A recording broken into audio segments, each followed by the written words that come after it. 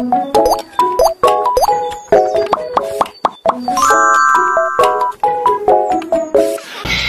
guys! So dahil malapit na pasukan, kaya nyo muna akong i-flex ang aking bag mga kamars.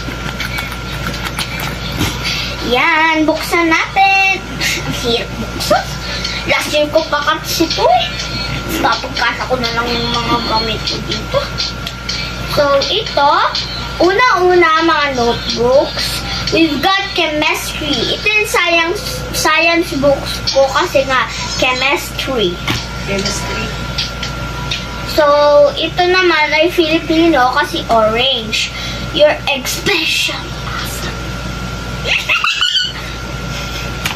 Sabi mo yan, ha? Sunod, you're the love of my life. So, dati, may ganito pa akong isa, guys. Tapos, naging drawing book ko siya.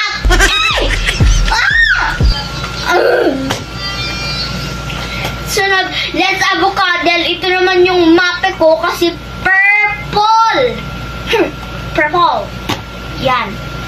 Sunod, hala, ito na yung mga writing pad. Ay, tignan ko kung meron kang notebooks. Kasi madami ito eh. Ay, meron. Hirap naman dito sa bag na to. Ang liit. Gusto ko po, pangit-pangit yung bag ko. Last year ko pa to eh. Ito naman yung English. Kasi English. Ayun na. Sunod, ito yung sa art.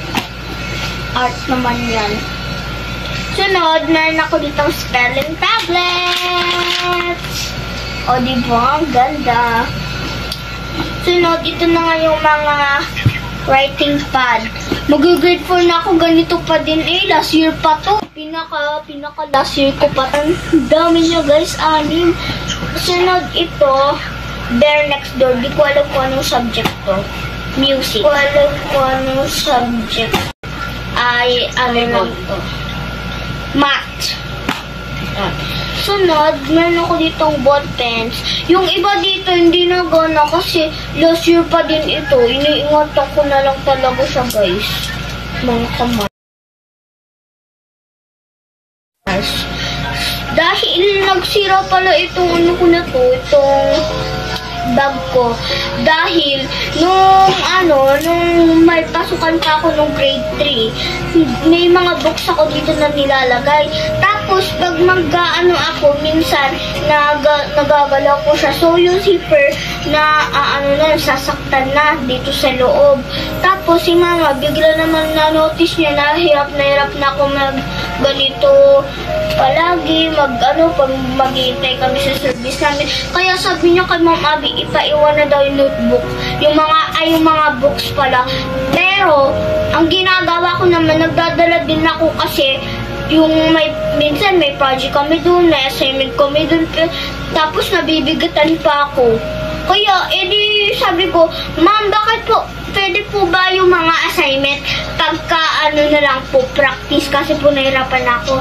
Tapos, sabi niya, hindi daw kasi ang practice daw ay dapat walang dalang gamit.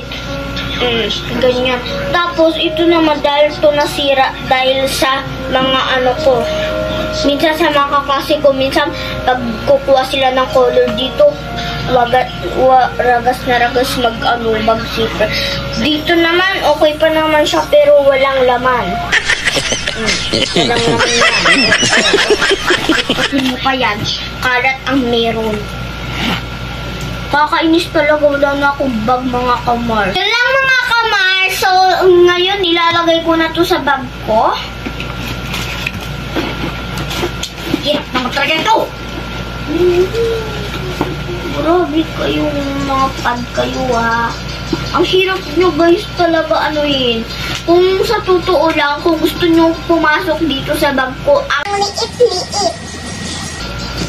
8 na pa pati yung libro namin. Ay 5.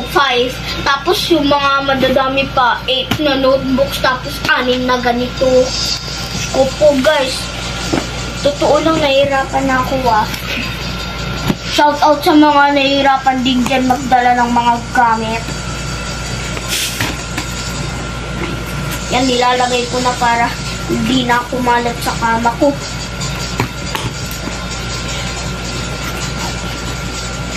Hirap talaga.